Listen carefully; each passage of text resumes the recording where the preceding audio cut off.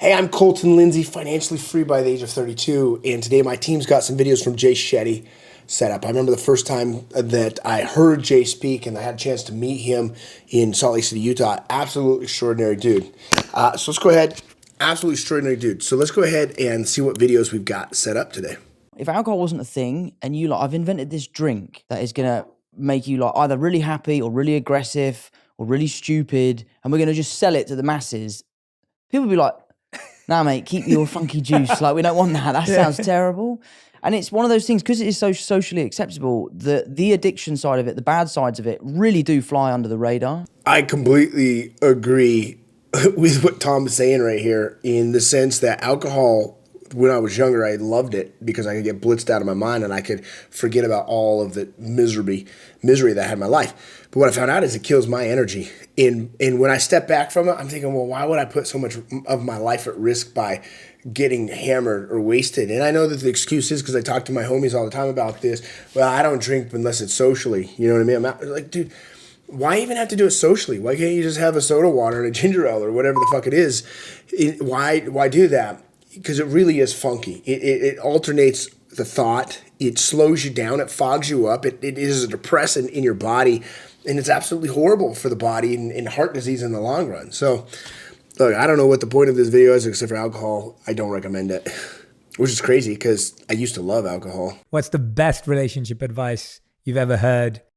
Make a list of the things that are truly important for you to find in a partner, and then be that list. Ooh, I like this. I remember I've been in a relation before. I don't know if you've been in one of those. It's where, like, you actually don't like the person, but you're in a relationship with them and everything is about just fighting and you don't even want to be around them. You're thinking about other people. You had an exit strategy. I've been in that relationship before. And really, I love what he's saying is if you create a list of all the things you want in a partner and then become the person that you want to attract, you'll attract that person. I also think that who you are will come out in your partner, blaring in your face. What irritates you about them, there's a part of you in you that is you. And is this just showing you, you're like, holy shit, that's actually an annoying piece of my partner. That really what it's saying is it's an annoying piece of me. So the right partner will actually help you become a better version of you, because if you don't want your partner to act that way, I have to stop acting that way. You follow me here? Does that make sense? Tell me something that other people value that you don't.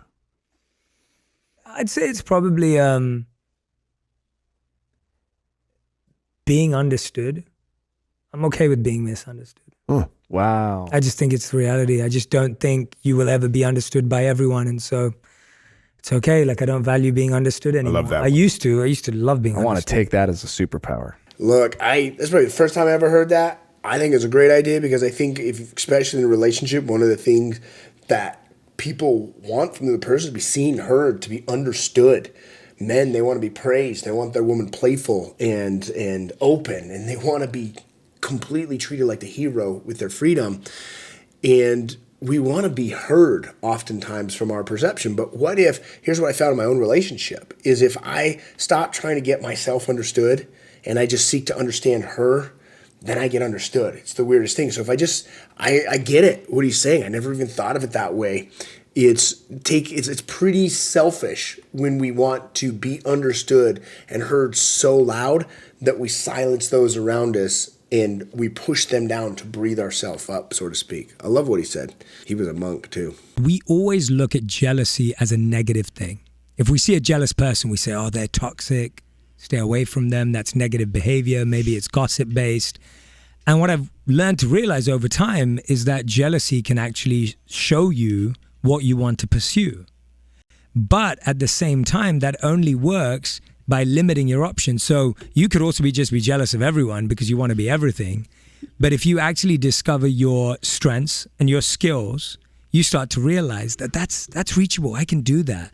And so when you find yourself being jealous or envious of someone, use that as an indicator, as a signal of, is that something I really want? Or is that something that's just attractive? Because it can just be a shiny object too. But I think it can be a nudge in the right direction. I agree. The first time I heard this was from Mel Robbins. In fact, the exact event that I met Jay at, and in fact, Mickey, the camera guy here with us, my video guy here on YouTube, he took a picture of me and Jay at that event. And what I learned at that event specifically was if what I envy in another is probably something that I'm called to. And so you got to really take a look at that thing. There are certain things that I think there's a difference between jealousy and envy. See, jealousy is almost like I'm upset at the person for having it and I don't, and I covet that. Whereas envy is like, damn, I really admire that in you, and I think I could do that just as good or great or better than you. Like, I think I could own that stage as well as you. I could play that game as well as you. I could run that business and so then that's a calling towards something that you can act, not to be better than the person, but to be a better version of you. All right. Hey, I appreciate you watching today. Jay Shetty is a really cool dude. Emotional state management, for sure. Genius at that. I'll be honest, I don't necessarily love his books. I've read a few of them and I didn't really get dove into them, but I love his message. I love what he stands for. He stands for love. He stands for self-appreciation. He stands for unity and respect in relationships, all the things that we ultimately want. I'd love to hear your thoughts on Jay Shetty. Drop it in the comments down below. Smash that like button and make sure to share this with a friend if you think it was an important video that could add value to their life and help them become just a little bit happier, a little bit more successful, and a little bit better in their life and their relationship. Thank you so much. We'll see you later. Look, I want to say thanks for watching my video. And I know that this isn't for everyone, but it is for certain people that are ready to make big changes. Like, they're ready to create residual revenue. They're ready to become real business owners. They're ready to have a business that makes money even when they're not working. And if that's you, I want you to click the link down in the description, and I want to give you an opportunity to have what's called a triage discovery call. We're gonna meet with my head coach and learn where you're stuck in your business and what changes you gotta make so that you don't have to work to make money. And I want to say again, I know that sounds crazy, but imagine you took time off and you still made money. That doesn't mean you don't have a business to grow. You absolutely do. But I'm going to teach you how to grow a business that makes money even when you're not there working. So click the link down below, get your free consultation with my team, and let's really discover where you're at and how you can create it. We'll see you there.